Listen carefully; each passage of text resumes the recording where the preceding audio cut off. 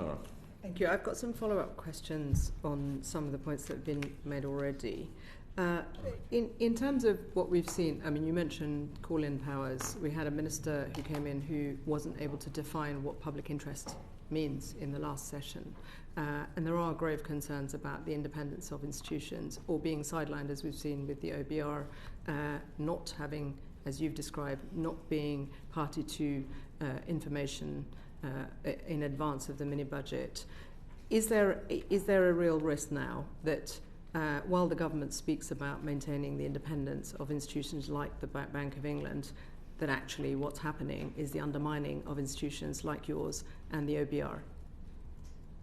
I have not seen the amendment, and I can't say how it would play if it had the impact.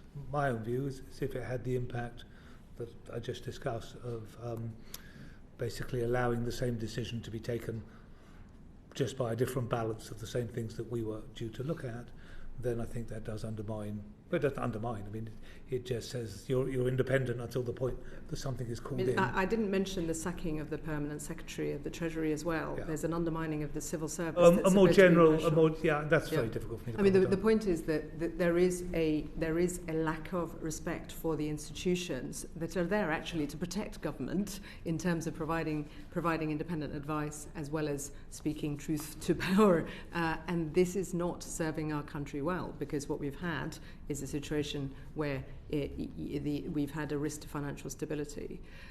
So I just wanted to raise this because there are real concerns now, and we've seen this play out in recent weeks. Can I just pick up on the points about the threat to financial stability? Could you just talk through, Sir John, precisely how and to what extent the fiscal event on the 23rd of September posed a threat to financial stability, just in terms of for our viewers to be able to really understand how that played out? I'll do that, and I might ask Andrew just to say a little bit about the market intelligence that we were getting at the time.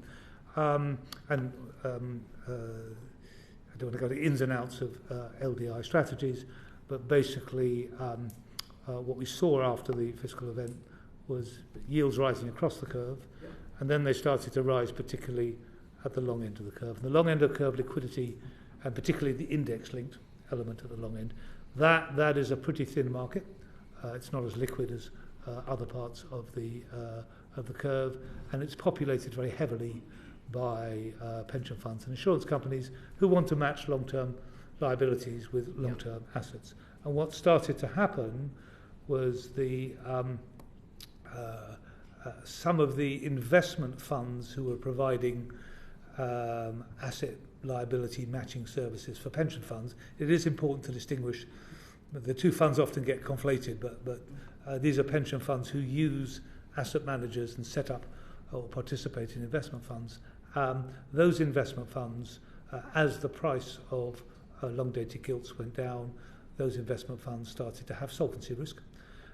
And at the same time, as the price went down, if you like, it's the counterpart to that, they were facing margin call. Mm-hmm. So they needed to restore their solvency. Most of them are limited. These are the pooled investment funds where a number of smaller pension funds would participate. And most of them needed to sell gilts to restore that solvency. The problem is it was a rising and thin market, and as they sold gilts, they drove the price down even further, which affected their solvency, which made they had to sell more gilts. And they were at the point, a number of them, where they would not have been able to restore solvency, and they would have had to wind themselves up as limited liability funds.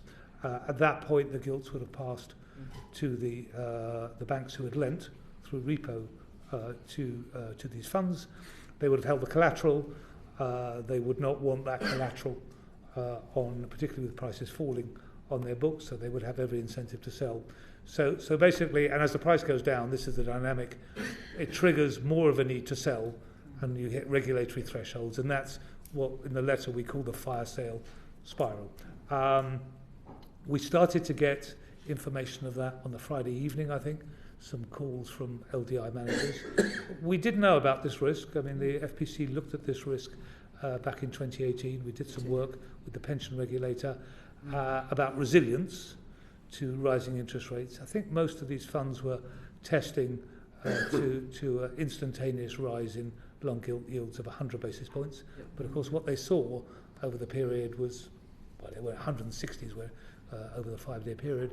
That was beyond them. And at that point, we started to become very aware that potentially we had a fire sale dynamic starting at the long end of the curve, and if it became established, it would start to push down into the conventional and other parts of the curve, and then the gilt market would basically break down. If the mini budget